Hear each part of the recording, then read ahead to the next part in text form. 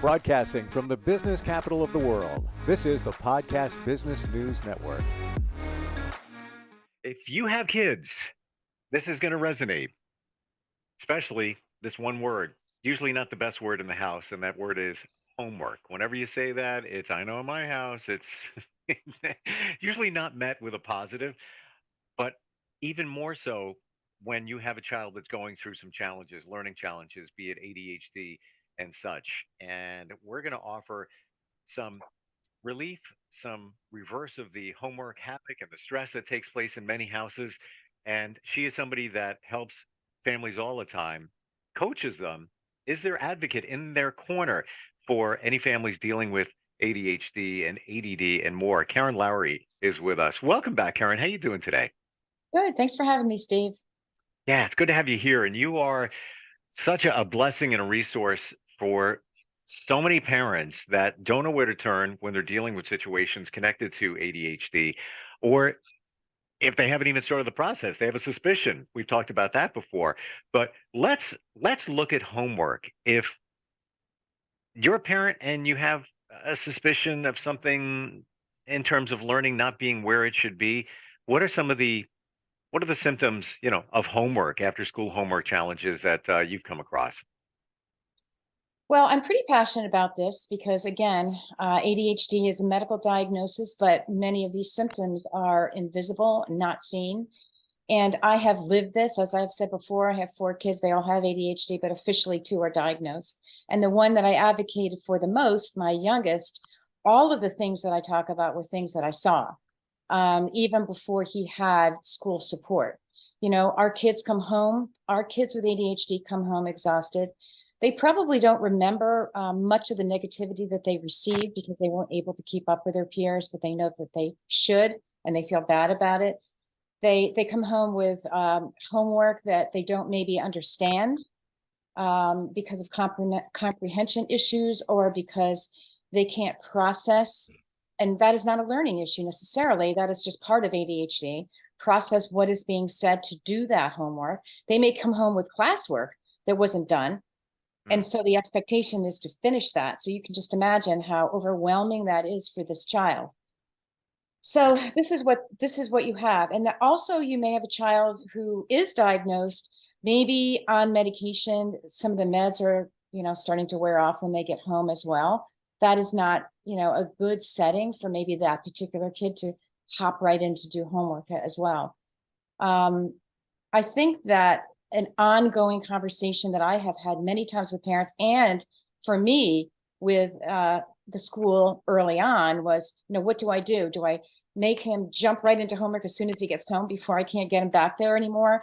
Or if I give him a break, I can't whip him back to get to do homework because he's already lost that ability to do that. So there's a lot of factors that go into this, and it does depend on your child and what he has as far as struggles, and what you should be doing to help that child to do that. And I think a lot of times what happens is we in the ADHD, where a lot of times we call it as the parents become the CEOs.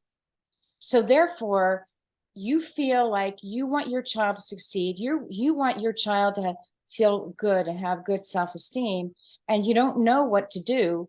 So you start setting things up and doing things for that child. And although that does sound terrible, it is done. And I remember doing it as well. For instance, if you have projects that are due and they have executive functioning deficits, which really include the ability to plan and organize. And if they haven't received any school support at that moment, they don't really know how to do any of that. And I think those are the kinds of things that bring parents in as the CEO to really prop them up and get them going.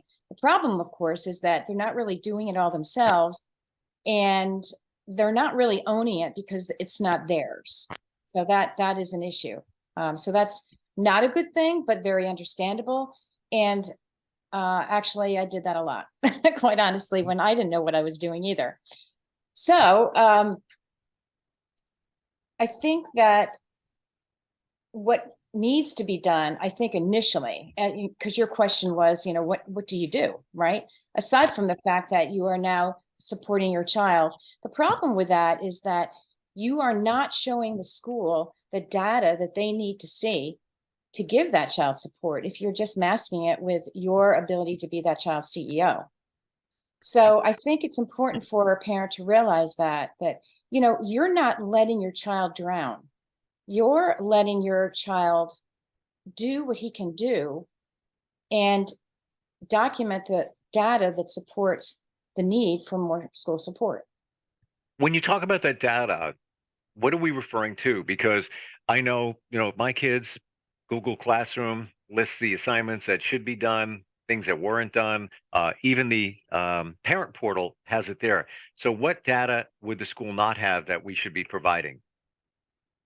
Well, I think when I say data, that does sound Or like a just, or just insight. You mean insight on? insight. Okay, We do call it data because it doesn't have to be a complicated thing to call it gotcha. data. It's just information that you're gathering. Yeah, So that information is the behavior that's happening in at the home, right? And remember too, they've in many cases held things together in school. Now they come home to the familiarity and their parents who accept them no matter what, right? right. So now they see, you might see some emotional dysregulation. That's all a part of executive functioning deficits. They feel overwhelmed. They come home with all this negativity and they put negativity on themselves. Our kids are very intuitive and sensitive. And so they see what they should be doing, what their peers are doing, and they can't. So there's a lot of levels of frustration when they come home. So I think that what I'm talking about with data means, what happens when homework is to begin. What is going on right now? Do you see no focus? Do you see pushback, homework refusal? Do you see confusion? He came home and he never understood what to do. Why does he not understand what to do? He came home not with the right books in order to do what he needed to do. Why is it that he came home with classwork? Why was this not done? Now, obviously, they don't know that. That's not the parent's decision. That's just something they're observing. And if they didn't get feedback from the school, they need feedback, and that needs correcting too. Because certainly you can't pile a classwork assignment onto a child who's already having struggles dealing with homework. Now you're going to have that child more behind because most likely they're not going to get the homework done.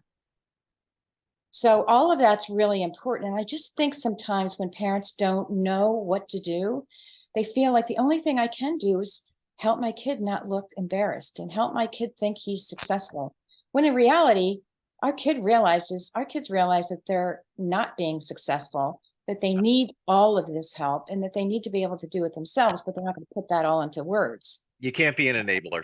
That's what it comes down to. You want to enable your child to do great, and you'll do whatever you can to help them. But it comes to a certain point where I believe you have to realize we have a problem here. And even though, Yeah, exactly. And I think passionate, sometimes too, parents are in that position of, what maybe other people in the school system are in too, as far as being confused. They're looking at their child as, well, I mean, he looks great. He looks like everybody else. He's smart like everybody else. There's no reason why he can't do this work.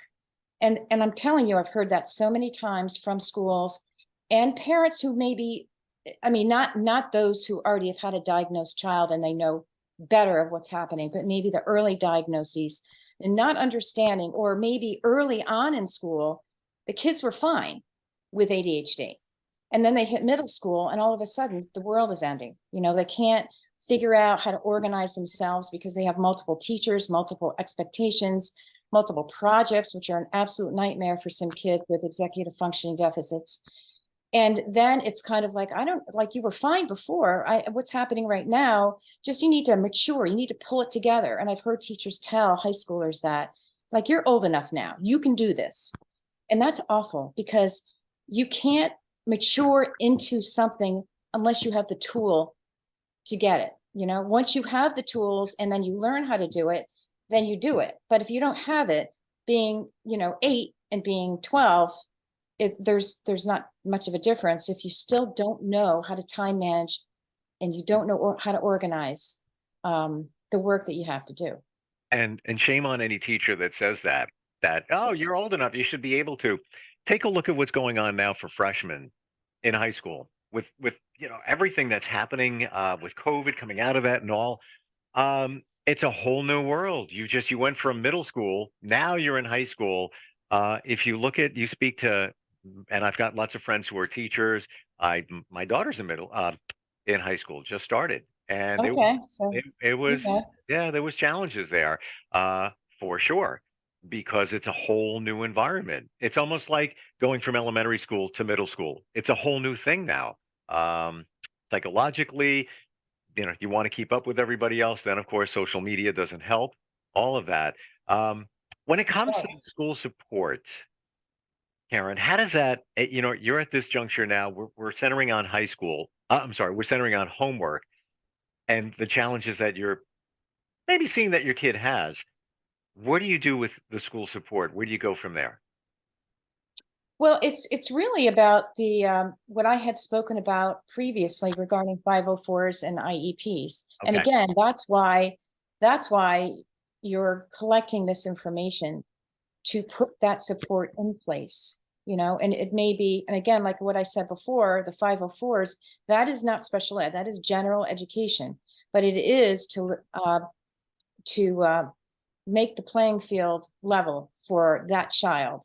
So that child is expected to learn the same way as any other child learns, but may have certain accommodations in place to help them without whatever specific struggles that they have.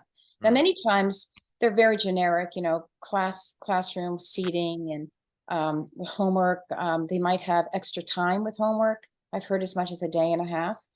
I would caution on that too. It kind of just depends on the child, but that kind of accommodation is worrisome to me in a way, because if you have somebody who you're going to give, okay, well, just like put extra time in it so you get maybe an extra day. The other assignments haven't stopped. So be aware that, if that is an issue, um, and if you want to try it and that starts to create issues with time management, then there may be other reasons why that child can't keep up that have to be looked into. So then you move from, do these accommodations work, to you need your child evaluated for more support, which would be an IEP, whether it be academic or functional. Their IEPs are not just academic, they can certainly be related to a child with ADHD who is having those functional or behavioral issues that happen a great deal in our kids. That can be more specified in IEP, and then you have very specific goals to attain, and there's teaching to it. So sometimes that's needed. Hmm. So it's like not a black and white situation with our kids with ADHD at all. But I think that the parents have to really understand um, how to look at things. Just slapping together some accommodations and saying, "Well, your kid should be fine now because he doesn't have a learning disability," or we're assuming he doesn't. We don't know that. So it's a matter of always, whether you're collecting data when you see some of the struggles that are going on. And again, grades are another thing. They are not the only reason to be concerned, but certainly grades are a thing too. And if kids are missing assignments, their grades are not going to be very good. And it may not be it may not be a reflection of how smart they are. It's a reflection of a lack of executive functioning deficits and maybe some other things too, who knows. So I can't stress enough how important it is when you see your child struggling to really pay attention to what is happening in this child, what's happening. And if your child's coming home with frustration, then I think the communication with the school is also really important too, to develop if you don't have it in place right then, because things are happening in the school perhaps that you don't know. And it's not like your child's going to come home and tell you, because quite honestly, they move on a lot of times. They don't remember a lot of this negativity. They just move away from it. And then they're in their safe space when they come home. So that's a huge, huge thing to me too. Data and school communication. You mentioned IEP, and we have a question. I don't think it's related, but I think it's some type of evaluation. IEP stands for what? Individual education plan. Plant. Okay, gotcha. This is Dawn. By the way, you can reach out instantfeedbacksteve@gmail.com. Dawn checks in from Hastings, West Virginia, says, my son is 11, has been struggling with school for about a year now. My friend told me that I should ask for a psychoeducation evaluation. Can you tell me what that is? And your friend is right. Good for her. Hmm. Now, again, I don't know what kind of struggling you're talking about, or if he has previously had school support. But if he has or not, you don't necessarily have to have a 504 to ask for that evaluation. So yeah, so we'll go from there, assuming that, he does. So that is true. That is, the school is mandated to evaluate any suspected disability. So Hmm. whatever is happening, the gathering of data that you've seen that kind of makes you think that there's some issues, or your child already is diagnosed with ADHD. So you already have some of those reasons to be concerned about how they are impacting his education. So it's very important to put that in writing, to write to the child study team, to request a full psychoeducation evaluation, and also document all of the reasons why you believe he needs to be evaluated. Now, the IDEA, the special ed, governmental branch, Individuals with Disability Education Act, doesn't specify how long it should take for a school to respond to a parent like that. What I've heard is it should be reasonable. So usually, within 7 to 10 days, you should have a response from the school. And if you have that data together, in general, I've not seen schools, they will sometimes. I have not seen schools refuse to evaluate. So they are mandated to evaluate for free, based on your concerns. And certainly, I would also document any concerns that have been said to you by other teachers, because sometimes, look through your email, you got a teacher who's documenting non-focus, or you're documenting missed assignments, or whatever the school is communicating to you is all part of your data, along with whatever it is that you're seeing as well. It almost sounds like you need to do the old school paper trail. Keep You track of. absolutely do need a paper trail here. Yeah, I've seen where parents just verbally ask, and you're going to get pushback, or you're going to get, I forgot, and maybe legitimately they did forget, who right. knows? Yeah, or even maybe it would be apropos here to keep a journal. Keep just you observe something. Maybe every day is very similar when your kid comes home from school and struggles with homework, but maybe there's a little clue, little symptom that comes up. Document it, keep it down. Even your correspondence with the school, keep track of that. Um, Absolutely. yeah, Steve, I think that's a great idea. like you got to be your own Absolutely. advocate. It's Absolutely. you got, Yes. you know what? I mean this with much love and respect. You got to be a Karen. You got to be You you. do. You do. And believe me, I have been to many IEP meetings with clients, but I have been Wow. to many, many with my own son from the time he was practically born, because he has the combined type. So you have hyperactivity as well as inattention. They're the nightmares in the classroom, and he was. And Mm. so, you know, people don't understand ADHD that well sometimes, and they believe it's, that these kids are bad kids. Yeah. So I have had to Funny what learn how to be. you just described somebody I know whose son just turned 7 and she's starting that path of the evaluations um, because he's got hyperactivity and she suspects a little ADHD. She's also a teacher, so she's more plugged into it. She's plugged into the teachers. I believe she even mentioned that she might pay out of pocket for some type of evaluation. I'm not really sure. I'm not even sure what that test is, but she wants to take every possible opportunity to make sure that it's dealt with and diagnosed properly. And she has to, she's probably talking about in private evaluation. Um, you can request that from the school, and they can pay. It's pretty expensive. It's not usually covered by insurance. Hmm. The school can have certain people that they recommend, although Okay. you don't have to take their recommendations, and they can agree to pay for that. They also can refuse to pay for it as well. And you have to make the decision whether or not you go and do your own. Right. Um, I think, and also too, be aware that you can do your private one, but they must look at it, but they don't have to take it into account when they are planning school support for your child.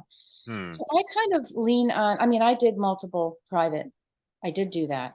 But I think to start out, I would start out with a school Yeah. evaluation first Yeah. before I went on to other avenues. But it's certainly understandable when you get frustrated with a school that you want to get your own private eval, but they can push back too. So just be careful about that. Yeah, I guess if you go the route of their tests, they're connected to it directly and they have to act accordingly. Any other advice you have? Now we're centering on homework and the stress behind that. Oh, we didn't even talk about the parental stress that, I mean, Well, right. it's First a of all, challenge. no parent wants to be a CEO of homework. That's for sure. Yeah. Yeah. But I think that I think just the knowledge that parents need to have to understand ADHD and to know your own child and what you can do to support him at home to do the homework is so important, and to be aware that he can't just be hanging out, he or she hanging out without support. And once that support's in place, and that's in place too, then you just need to be aware of how he learns, and what is better, making sure he does homework in the very beginning when he gets home, or does he need a break, and set a timer and have a conversation with that child. This is what we're going to do, and block it out. Sometimes they can't do work more than 15 minutes at a time, like significant ADHD. Sure. And be aware of that. Like, that's just who they are. And that's why accommodations exist.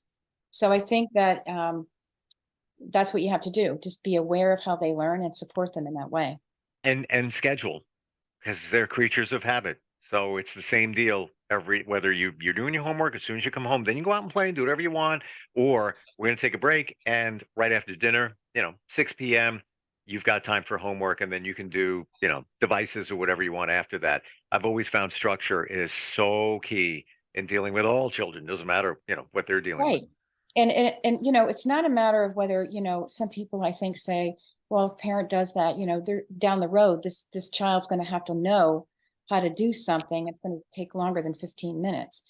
Well, I mean, obviously ADHD does not go away, but kids down the road into adulthood, their prefrontal cortex does grow. They do get to some maturity level. I mean, my youngest, who has been quite a handful for a very long time, is 26, and he has learned how to deal with himself. And he's actually in pilot school, which is extremely rigorous. I cannot even believe he's doing it. Even to me, harder than college. He's like a miracle, but he found his passion. And my point about accommodations, he knows when he's not learning. He knows to take breaks. He knows that he needs movement. He knows that on his own. And it's all about learning it early on. What works for you? Everybody has, not everybody, but a lot of people have issues that they need to work around, and they know what works best for them. When do they learn best? What time of day do they learn best? How do they learn? And he's figured it out from all of the years that he's been Right. advocated for. And he just roams around when he just needs that break. And I think that that's what our kids need to learn early on. Yes, you can be successful. Yes, you will find your passion, but you need to understand yourself and how you learn, and the kind of supports that need to be in place for you. Well, you're somebody that certainly helps many parents and their children figure it all out. If somebody wants to work with you, has questions, needs coaching, needs that advocate, like you just said before, which was amazing, Karen, where you spoke to schools on the I think it was the IEP on their behalf dealing with that. How do they find you? The schools? No, just a parent. Oh, how'd they find me? I get it. Yeah. Some people just Google me, but a better way is my email is karen@addadvocate.com. I do have a Facebook page, ADD Advocate, a private Facebook page. So it's all people that join my group who have kids with ADHD, and it's a support group. And I will be launching a masterclass too, so that will be coming as well. But to reach me, either message me on Facebook, or you can certainly send me an email. I'll be happy to answer any questions. Excellent. There's not many like you out there. And It's a tiny, I mean, it doesn't feel tiny when you're in it. I suppose it's tiny. I don't know. It's not like, I'm not really encompassing every disability. I'm encompassing this specific ADHD. Sure. Yeah. And this group of parents need a lot of support, and they need a lot of education. Because again, like I've said before, they've been looked at as bad parents, and they feel bad parents. Why is my kid acting like this? How come that kid doesn't act like that? Believe me, I didn't let my kid go on school trips without me. And when I did, I was given the eye, kind of like, can't you control him? That kind of a thing. Early on, things get better as they get older. No, yeah, totally. But you can't judge somebody else because you haven't walked in their shoes. And I know it's a cliche, but I've even learned too. You're driving down the road, somebody cuts you off in traffic. Your first instinct, but you don't know what they're dealing with. They may have gotten a horrible phone call. They may have gotten no sleep last night because they're working, 5 jobs, whatever it might be. No harm done. You go your way, I go my way, and that's it. Don't judge. But advocacy is so important because even some of the tips that you've shared as we've talked, a lot of parents don't know them or know that they can demand certain tests, and the school district has to do it because it is what it is. And let's face it, you're paying taxes, and you should get what your child needs. So yes, the law protects our kids with disabilities, all disabilities. Thank goodness. Yes. Absolutely. Once again, your website is ADDadvocate.com. Got it. Yes. Karen, I appreciate you and you being here, and look forward next time we get a chance to talk. Thank you, Steve. I love being here. I hope parents learned a little bit. Yep. I know it resonates with many because so many are dealing with it, and so many more cases are being diagnosed with ADHD moving forward. So and never let anyone tell you what your child is capable of. And as I went through that process, I still remember a superintendent who disliked me immensely, almost threw a chair in an IEP meeting, if you can believe that. And he said, how do you know your child's even capable of any of this? So he linked ADHD with low IQ. And I said, well, my question to you would be, how do you know he's not capable? Sure. And he didn't like that either. So never give up. Our kids are brilliant, intuitive, sensitive. My youngest son is beyond belief, the nicest. All my kids say he's the nicest kid of every one of them, and very capable. They just need help. They just need people to understand what ADHD is all about. There's more going on in their minds than we ever give them credit for. And absolutely, they see it all and they process it all. They just have a different way of expressing it. So, yes. Karen, thank you so much, and we'll talk again soon, okay? Thanks, Steve. Are you looking for even more of the podcasts and hosts that you love? The Podcast Business News Network is proud to announce that you now have even more ways to listen live. Check out the MyTuner Radio, online radio box, and Simple Radio apps on iOS and Android, or find us online. Search for Business News Network on mytuner-radio.com, or search Podcast Business News Network on streama.com and onlineradiobox.com/US. Take your podcast on the go and don't miss a minute of the action.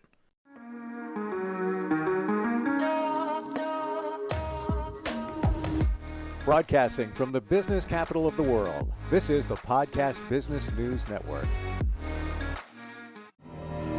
For nearly 2,000 severely injured veterans, everyday life has become filled with barriers.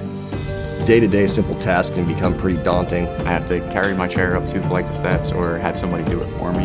What scares me the most is just the falling. When I'm struggling with my house, I think, to have that one great barrier just knocked down, it's crucial. Home for Our Troops is a wonderful nonprofit that builds a mortgage-free, fully adaptive, handicap-accessible house. And there's no catch. It'll be our very first home that we've ever owned. This is a game changer. This is where your life begins again. We need you to join us in completing this important mission. Please visit hfotusa.org and help build homes and rebuild lives. Because of you, everything's going to be okay.